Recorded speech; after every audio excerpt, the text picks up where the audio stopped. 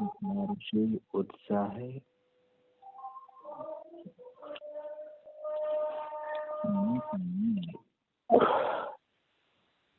एक साधक अपनी साधना के माध्यम से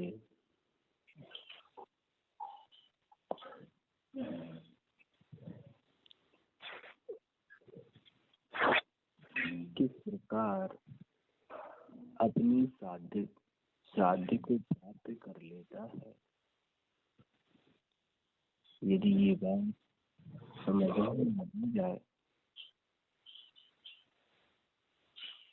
तो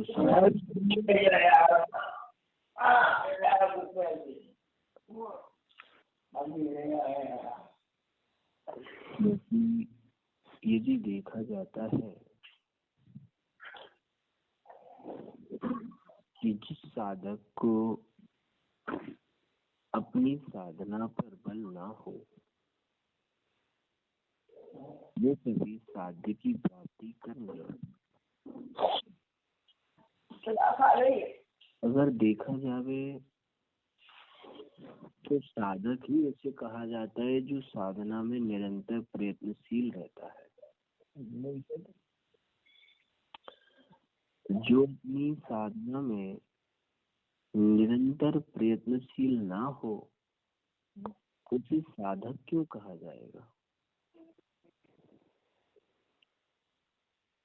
अर्थात साधक तो उसे ही कहा जाता है जो अपनी साधना में निरंतर प्रयत्नशील रहते हैं, जिनके जीवन में साध्य प्रति समय बसा रहता है, उन्हें तो साधक कहा जाता है। जिसका कोई लक्ष्य ही ना हो, कोई साध्य ही ना हो और जो प्रयत्नशील ही ना हो उसे साधक क्यों कहा जाए। जब किसी को गुणीजन कहा जाता है, किसी को ज्ञानी कहा जाता है, किसी को हितकारी कहा जाता है, तो उसके अंतरंग में साध्य की प्रति समय निरंतर प्रयत्नशीलता चलती रहती है। जिसके अंतरंग में इस प्रकार साध्य की प्रयत्नशीलता न चले उसे साधक क्यों कहेंगे। आचार्य कहते हैं ऐसे ही जिस जीव के अंतरंग में निर्वीर चिकित्सा अंग की साध्यता पना चल रहा हो तो वो प्रति समय अपने अंतरंग में क्या विचार करेगा। निर्वीर चिकित्सा अंग सम्यक दर्शन के उस सद्भाव को प्रकट कर रहा है जहाँ पर दोषों को देखने का कोई अभिप्राय नहीं है, गुणों को प्रकट करने का अभिप्राय है। अंतरंग में जिसके लिए गुणों की प्रकटता पर बारंबार विचार चल रहा हो, गुणों की प्राप्ति में जिसका विचार चल रहा हो, ऐसा जीव ही दोषों से निर्दोष होने पर विचार करता है।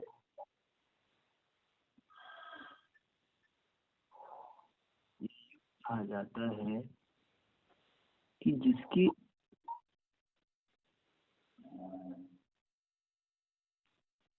निरंतर प्रयत्नशील पुरुषार्थ न होवे वो कभी भी साध्य की प्राप्ति में आगे बढ़ ही नहीं सकता।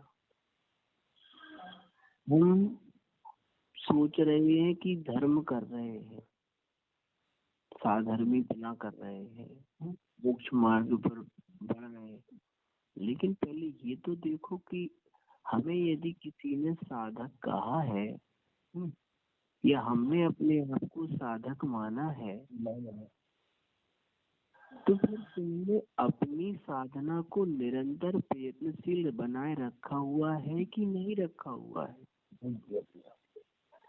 यदि हमारे अंतरंग में हमारी साधना निरंतर प्रयत्नशील नहीं है, वह साधक प्राप्ति के लिए नहीं चल रही है, तो फिर हम साधक कहलाने के योग्य थोड़े ना है।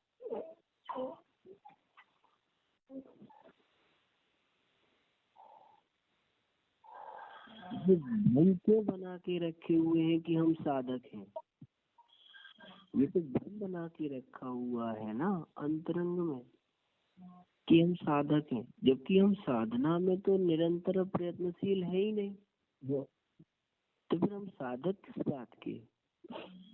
भाई साधक तो उसे ही कहा जाता है जो निरंतर प्रयत्नशील हो अपनी साधना में, जिसे प्रयत्नशील रहता हो, जो प्रति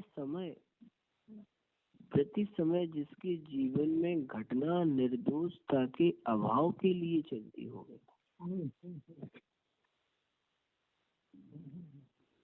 जो प्रति समय अपने जीवन में आने वाले कर्मोदय को जीतने का प्रयास कर, तो वो साधक कहला रहा है। प्रति समय ज्ञान, श्रद्धा और चारित्र को लूटने वाले चोर जब सामने आए और अपने ज्ञान, श्रद्धा और चारित्र को बचा के रखे, तब तो तुम साधक कहलाने के योग्य हो ना। और अपनी ज्ञान, श्रद्धा, चारित्र सब लुट रही है और उसके बाद भी तुम अपने आप को साधक मानो, तो ये तो भ्रम हुआ ना। साधना कहाँ है भाई? विचार करो। आचार्य देव कहते हैं ज्ञानी जीवों का प्रत्येक कदम स्वभाव की प्राप्ति और निर्दोषता की प्राप्ति के लिए चलता है।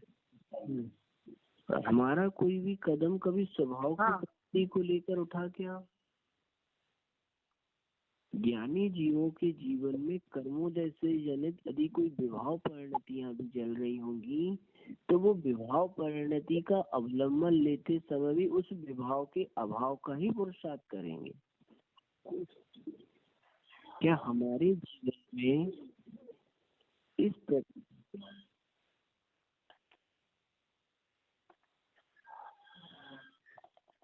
जब साधना में निरंतर प्रयत्नशीलता है ही नहीं, तो हमें कोई साधक क्यों कहेगा?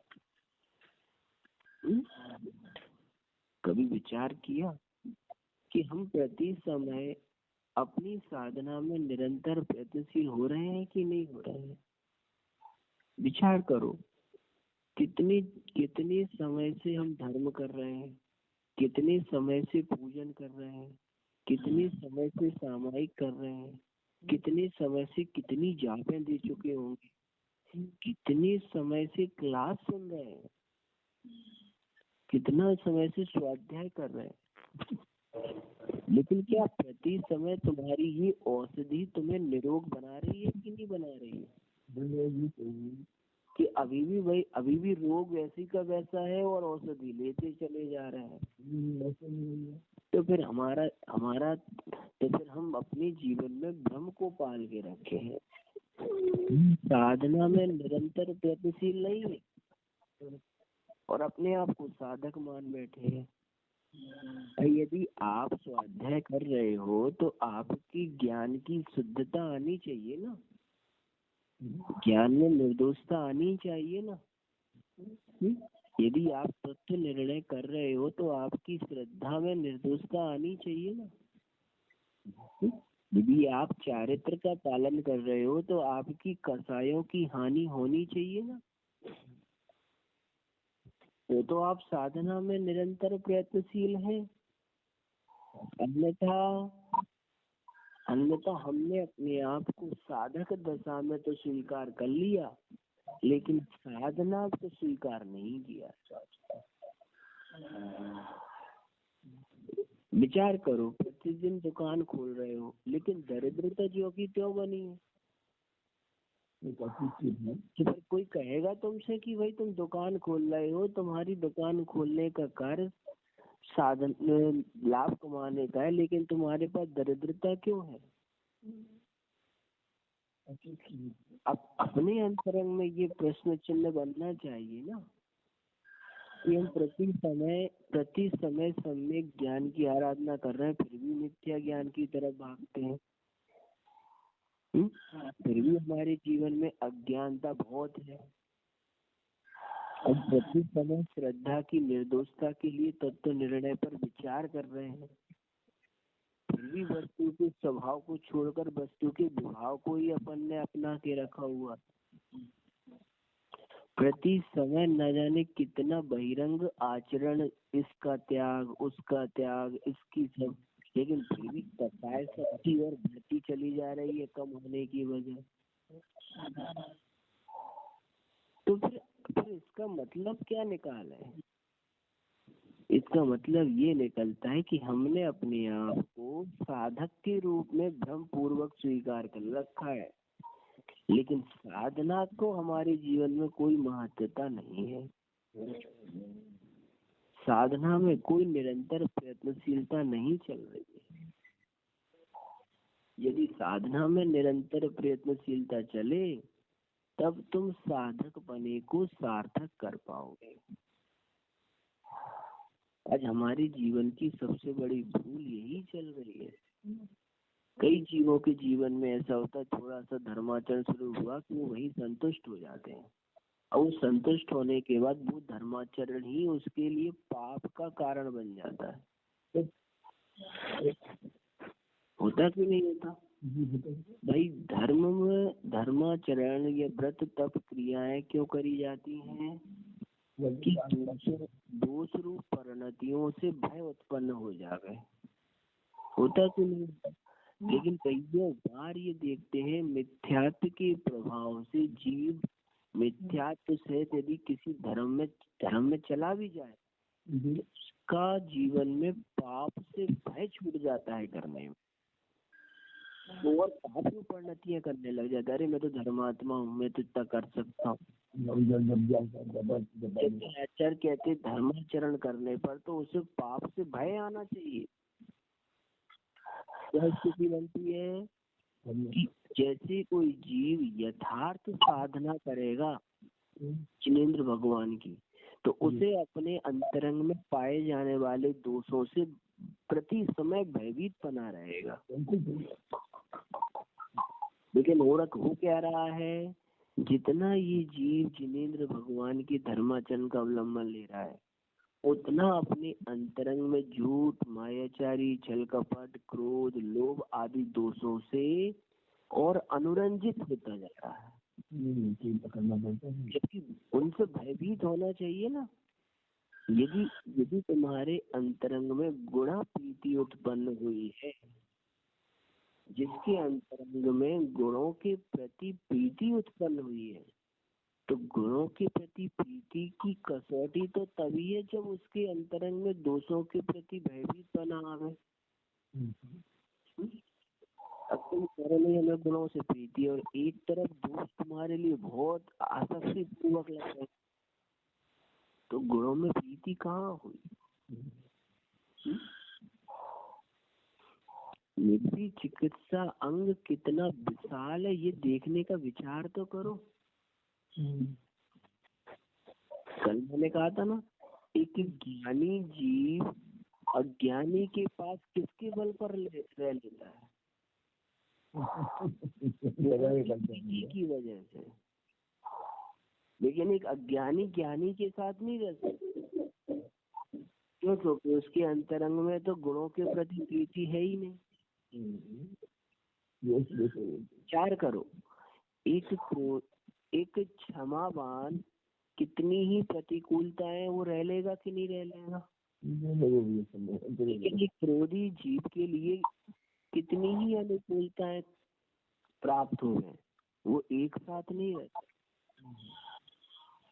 क्यों? क्योंकि उसे तो प्रति समय पलटाने का विचार रहेगा ना। वही देखे, विचार करके देखो अपने जीवन में। एक मानवी जीव विनयवान के पास रह सकता है क्या? नहीं रह सकता। लेकिन एक विनयवान मानवी जीव के पास रह सकता। क्यों? क्योंकि उसे तो विनय करना आती है ना, झुकना आता है, मृदुता आती है, वो रह सकता। इसका मतलब ये निकलता है कि जिन्होंने गुणों की आराधना के बल पर साधना को निरंतर रखा हुआ है, वही जीव जीवन में साध्य की प्राप्ति करेंगे। तो जिनके जीवन में अपने अंतरंग में निरंतर प्रयत्नशीलता साधना की नहीं है, वो कभी भी साध्य की प्राप्ति करने में योग्य नहीं बन सकते। आचार्य यही कह रहे हैं कि हमारे अंतरंग में ग्लानि रहित गुणों के प्रति प्रीति जन्म नहीं लेगी तो कभी भी निर्भीक चिकित्सा अंग की साध्यता हमें प्राप्त होने वाली नहीं है।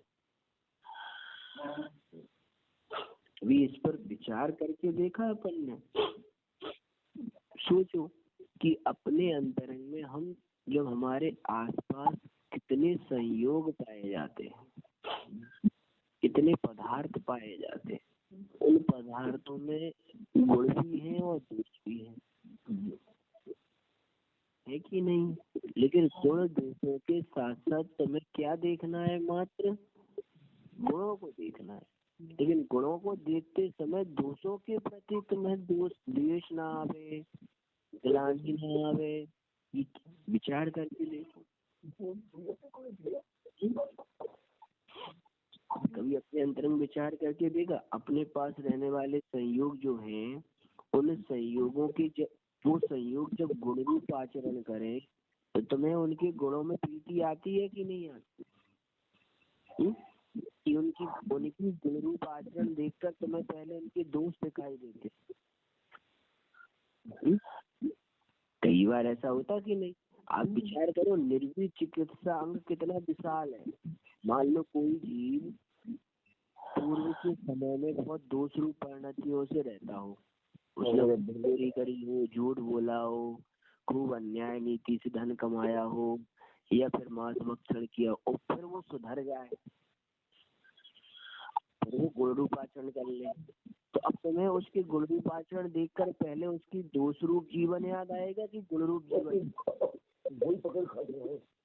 क्या सोचिए, अरे ये तो पहले ऐसा करता था, ये तो पहले ऐसा करता था, ये तो तुमने तो उसकी दोष रूप परिणति को ही स्वीकार करके रखा हुआ है ना। उसकी वर्तमान गुण रूप परिणति को कहाँ स्वीकारा? और ये न स्वीकार करने की कला किसकी वजह से नहीं आई?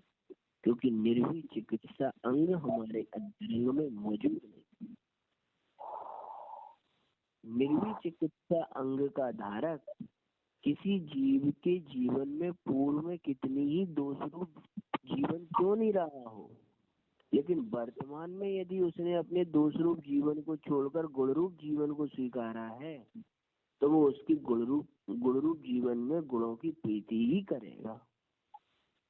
ये निर्भीक चिकित्सा अंग का धारक जीव कहता है। हमारे अंतरंग में कभी इस प्रकार परिणतियां उत्पन्न होती हैं? विचार करो, किसी का पूर्व का जीवन हीनादिकता में गुजरा हो और वर्तमान में वो उत्कृष्ट बन गया हो धर्माचरण करके, तो तुम्हें उसका वर्तमान धर्माचरण सुहाता है कि पूर्व का हीनाचरण सुहाता है? पहले तो इसका मतलब क्या निकल रहा कि ग्लानि सहित तुम्हारे अंतरंग में गुणों के प्रति प्रीति चल रही है, जबकि ग्लानि रहित गुणों में प्रीति चले तब निर्भीक चिकित्सा अंग कहलाता है। कभी अपने अंतरंग में उस निर्भीक चिकित्सा अंग की करके तो देखो कि हमारे जीवन में दृष्टिकोण कितना अलग है। कोई जीव दोषों से घिरे हुए जीवन से निकलकर गुण रूप जीवन में जा रहा हो, और यदि मान लो हमारे अंतरंग में निर्भीक चिकित्सा अंग की साधना ना हो तो तुम्हारे व्यवहार से उसके जीवन में उत्थान होगा कि पतन होगा? विचारो किसको संबोधोगे आप? किसको अपने जीवन में सहयोग करोगे? भाई उसके जीवन की तुमने दूसरू पर्याय तो बहुत जल्दी ध्यान में रख ली, लेकिन वर्तमान में जो गुण रूप आचरण कर कर उसकी जो पर्याय बन रही उसको स्वीकारा कि नहीं स्वीकारा? विचार करो। कई बार अपन देखते ना, कोई मुनिराज, कोई आर्यका, कोई दीदी, कोई भैया, उनके जीवन में कोई पाप कर्म के उदय पूर्व में आ गए, आगे भी नहीं आगे किसी भी प्रकार से, चारित्र मोहिनी, दर्शन मोहिनी, अब वो दूसरी परिणति उनके जीवन में आ गई। अब उन्हें किसी प्रकार से निर्वीर चिकित्सा अंग के माध्यम से स्वयं के दोषों का पश्चाताप शुरू हो गया। निर्वीर चिकित्सा अंग की सबसे बड़ी क्वालिटी मालूम क्या है? कि निर्वीर चिकित्सा अंग उसी जीव के जीवन में प्रवेश करता है जिसके लिए स्वयं अपने दोषों से पश्चाताप प्रकट होता है, जिसने पूर्व में किसी प्रकार से ज्ञान संबंधी, श्रद्धा संबंधी, चारित्र संबंधी दोष अपने जीवन में लगाए हो और उन दोषों का पश्चाताप उसे अंतरंग में बारंबार हो रहा हो, ऐसा जीव ही निर्वीर चिकित्सा अंग की साधना कर सकता है। क्यों? क्योंकि ग्लानि रहे तो उसे होना है ना, और गुणों में वृद्धि करना है। जिस जीव के अंतरंग में स्वयं के और परद्रव्य के साथ अपने जीवन में जो ग्लानि रहित होते हुए दोषों का पश्चाताप करता हुआ जीव आगे बढ़ता है, वो निर्वीर चिकित्सा अंग कहलाता है। विचार करो, इसीलिए तो उसे ज्ञानी कहते हैं, और दूसरे ज्ञानी जीव भी इसी प्रकार परद्रव्य को देखते हैं कि देखो सामने वाले जीव के जीवन में चारित्र संबंधी दोष कितने थे, संबंधी दोष कितने थे, ज्ञान संबंधी दोष, लेकिन उन दोषों में किसी प्रकार की ग्लानि ना करते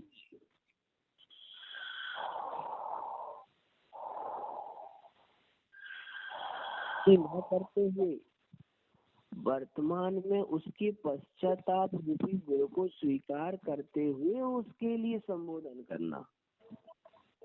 क्या बात आ गई भाई? एक तो स्वयं के प्रति कि स्वयं ने पूर्व में कितने दोष किए थे, उन दोषों का जब पश्चाताप रूप परिणाम उत्पन्न हुआ, तब जाके जब वो गुणों में प्रीति करेगा तब निर्वीर चिकित्सा अंग की आराधना होगी। और इसी दृष्टिकोण से वो परद्रव्य को देखता है। भाई ज्ञानी जीव जो होते हैं वो क्या देखते हैं? भाई देखा कि भाई इसमें पूर्व में इस प्रकार चारित्र संबंधी कर्म का उदय आया, अपन देखते कि नहीं, कितने ही ज्ञानी जीवों के, साधक जीवों के जीवन में चारित्र संबंधी कर्मोदय आते हैं, श्रद्धा संबंधी कर्मोदय आते हैं, श्रद्धा से भटक जाते हैं। कितनी जीवों की ज्ञान संबंधी दोष होते हैं, अज्ञानता, लेकिन उन समस्त दोषों को पूर्व जनित देखकर वर्तमान में उनके पुरुषार्थ के बल पर ही तो उन्हें निर्वीर चिकित्सा अंग से स्वीकार किया जाता है। मान लो किसी जीव ने कोई गलती कर दी, अब अगर मान लो निर्वीर चिकित्सा अंग की साधना ना हो तो तुम तो उस गलती को ही पकड़े रहोगे ना। उसकी वर्तमान में गलती के सुधार को कहाँ पकड़ा जा रहा है? तो है, लेकिन उन दोषों का पश्चाताप करते हुए आगे ही बढ़ना है ना। उन दोषों को ही पकड़ के रखे रहो। कई बार अपन जीवन में क्या करते हैं, अपने संबंधों की तारतम्यता कहाँ से खराब कर लेते हैं?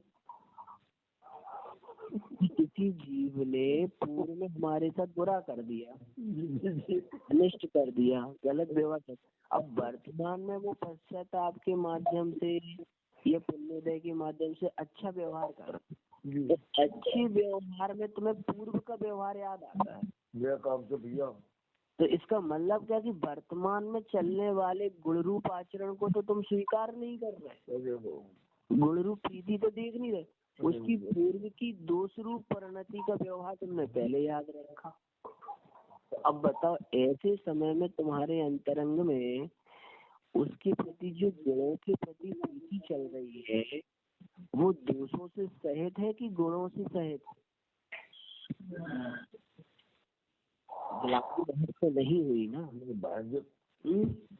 ज्ञानी जीव अपने आसपास न जाने कितनी अज्ञानता देखते हैं, लेकिन उस अज्ञानता से वो कभी अपने जीवन में ग्लानि सहित होते हैं क्या?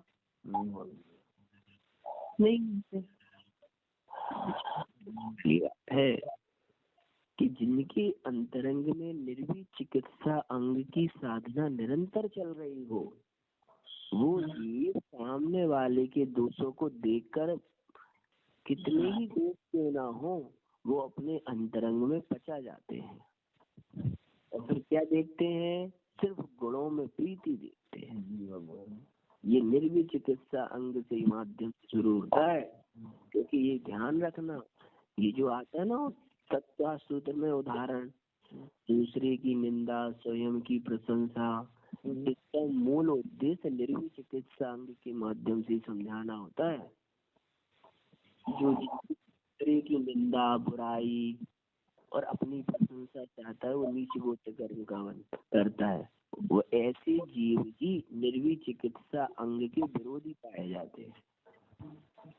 ये ध्यान रखना, निर्वी चिकित्सा अंग सबसे पहले दोषों को बचाकर गुणों में प्रीति करना सिखाता है कि हमारे जीवन में दोष रूप परिणतियों को बचा लिया जावे और गुणों में प्रीति करके आगे बढ़ा जावे।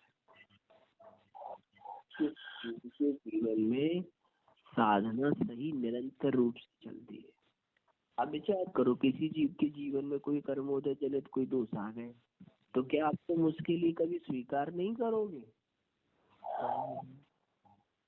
उसके दोष को ही पकड़ कर रखोगे? अगर निर्वी चिकित्सा अंग नहीं है तो तुम तो एकांत में ही जाके अपना जीवन स्वीकार कर रहे हो ना। भाई अब किसी के जीवन में स्वाभाविक दोष पड़ रहे हैं, किसी के जीवन में कर्मोदय जनित दोष पड़ रहे हैं, किसी में भाव जनित दोष पड़ रहे हैं। भाई दोष तो आ रहे हैं, लेकिन उन दोषों को अलग करके गुणों में जो प्रीति चल रही है, उन लोगों को गुणों में प्रीति करना ही तो महत्वपूर्ण होता है। विचार करके देखो, यदि गणित में माइनस ही माइनस करते रहोगे तो कभी प्लस होएगा क्या? विचार करना है। हमारे जीवन की दिशा भी तो ऐसी ही चल रही है ना। हमने अपने जीवन में दोषों से बहुत ज्यादा प्रीति करके रखी हुई है और गुणों से कोई प्रीति नहीं चल रही। करके यदि ज्ञानी जीव अज्ञानी जीव को अज्ञानी मानते रहे तो कभी क्या वो अज्ञानी जीव ज्ञानी बन पाएंगे क्या? विचार किया? निर्दोष जीव जब तक दोषी जीवों को दोषी रूप मानते रहेंगे तो क्या कभी वो दोषी जीव निर्दोषता के अंतराल में आएंगे? कभी नहीं आएंगे भाई। इसलिए बारंबार कहते हैं, क्यों कहा जाता है कि भाई गुणानुराग करो, गुणों की प्रीतियां करो, लेकिन दोषों को देखकर विचार कर उन्हें छोड़ने के अनुरूप देखो। आज हमारे जीवन में कोई भी पुरुषार्थ यदि निर्दोषता के प्रति चल रहा होगा तो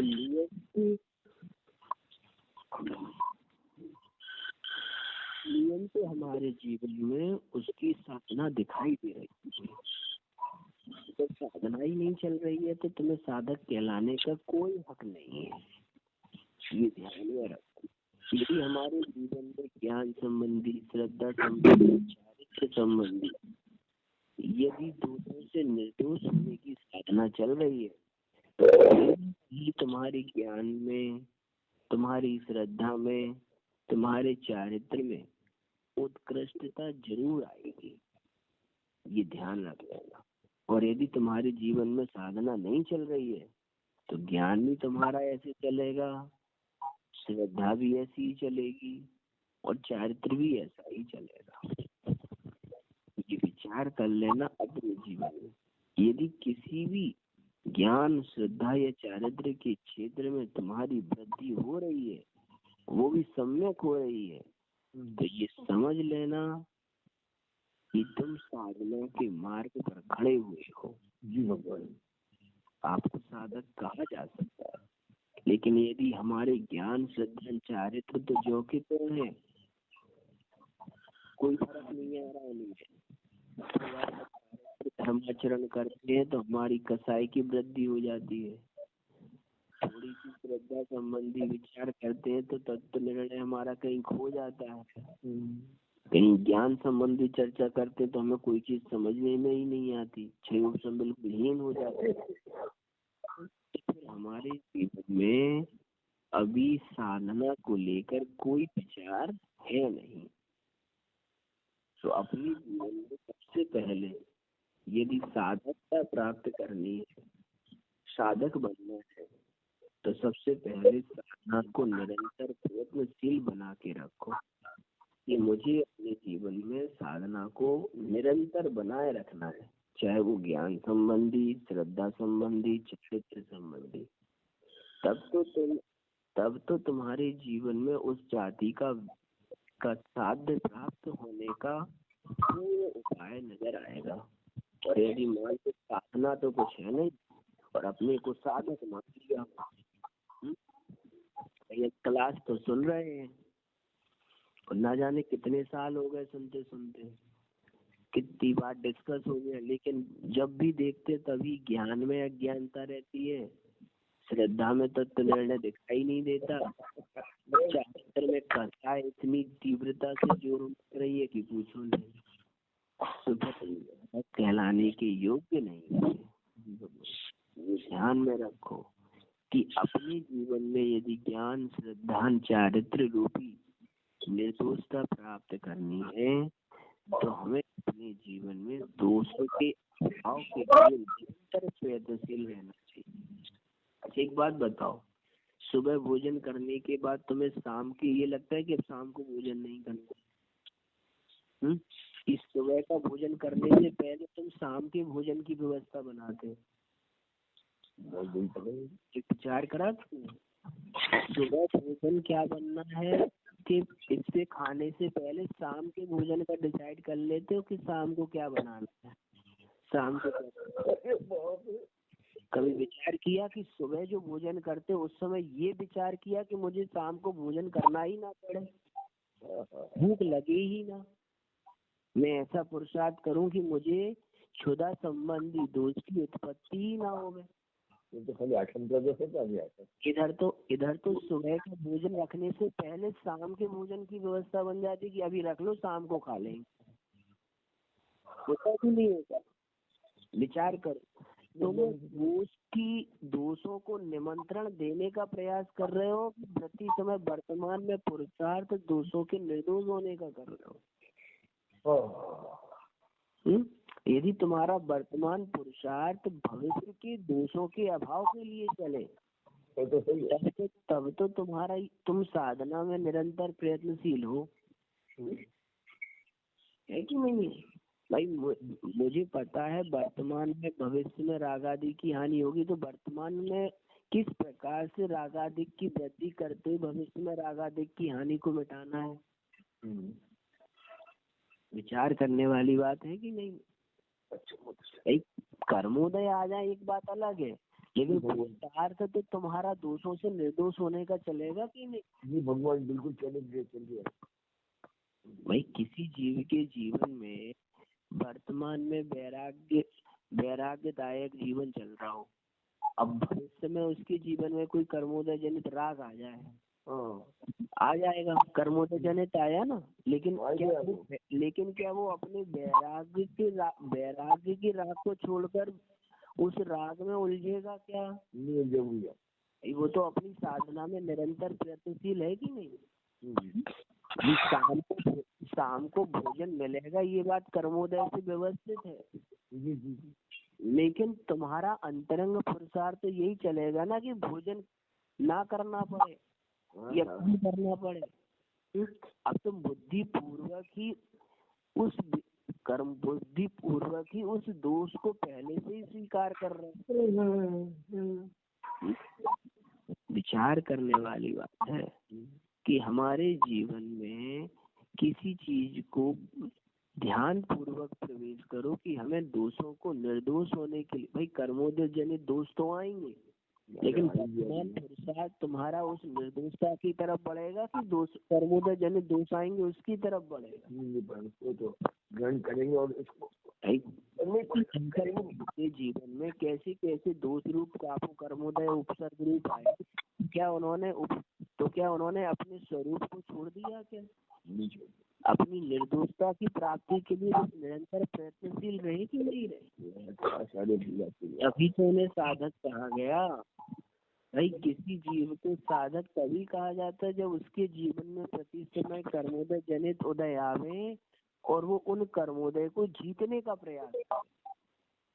ये ध्यान रखने योग्य बात है कि भाई हमारे जीवन में ऐसा नहीं है कि दोष नहीं आएंगे, कर्म के उदय से दोष रूप परिणतियां प्रति समय आएंगी, लेकिन उन कर्मोदय जनित दोष रूप परिणतियों को प्रति समय भोगते समय तुम्हें आगे उनसे निर्दोषता रूप पुरुषार्थ करना है कि पुरुषार्थ करना है, चाहे वो कैसा ही जीवन हो।